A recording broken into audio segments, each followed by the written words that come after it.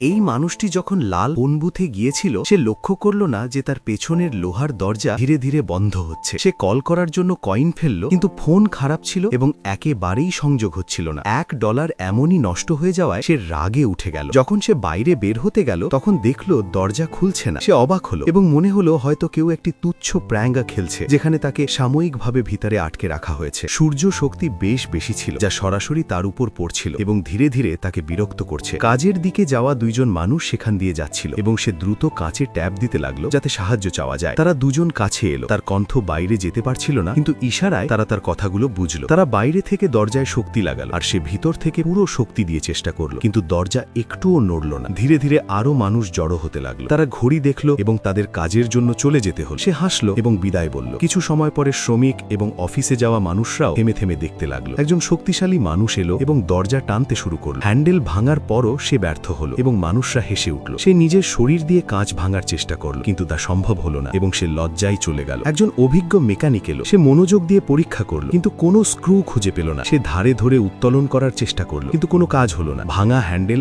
আবার স্থাপন করে সে চলে গেল। যতই জনতা বেড়েছিল তার চারপাশে একটি ছোট দুনিয়া তৈরি হয়ে গিয়েছিল। সেখানে জুতো পালিশ করা মানুষ, বেলুন বিক্রেতা এবং কিছু মানুষ গোপনে খাবার নিচ্ছিল। তারপরও কেউ তাকে বাইরে বের করতে পারল না। সে হতাশ হয়ে নিচে বসে পড়ল। একটি ফায়ার ব্রিগেডের গাড়ি এলো এবং ফায়ার ফাইটাররা বুথটি দেখল। তারা ওপরের দিক থেকে কাঁচ ভাঙার চেষ্টা করতে যাচ্ছিল এবং তার ভয় লাগলো যে কাঁচের টুকরো তার উপর পড়তে পারে। ঠিক তখন কেউ তাদের থামালো। সব মানুষ যাদের পোশাকে কিছু পার্থক্য ছিল এলো এবং বলল যে তারা ফোন বুথ কোম্পানির কর্মচারী। তারা বলল যে এই খারাপ বুথটি মেরামতের জন্য নিয়ে যাওয়া হবে। সে কিছু বুঝতে পারল না এবং তাদের থামাতে চাইল, কিন্তু তার কণ্ঠ বাইরে যেতে পারছিল না। জনতা তাকে আশ্বস্ত করল, চিন্তা করো না, এবং তাকে সেখান থেকে নিয়ে যাওয়া হলো। যতই গাড়ি শহর থেকে দূরে যাচ্ছিল রাস্তার দৃশ্যটি তার কাছে অদ্ভুত লাগছিল। একটা ট্রাফিক সিগন্যালে সে একটি স্বচ্ছ কফিন সহ শবদাহ দেখল, যা একেবারে তার অবস্থার মতো। পরবর্তী সিগন্যালে সে আরেকজনকে একই লাল ফোন বুথে আটকে দেখল। তখনই সে বুঝল যে সবকিছু একটি ষড়যন্ত্র। সে কাঁচ মেরামত করল, পিটিয়ে সাহায্য চাইল, কিন্তু মানুষরা ভাবল সে শুধু হাত নাড়ছে এবং তারা হাসি মুখে জবাব দিল। পিপাসু, ক্ষুধার্ত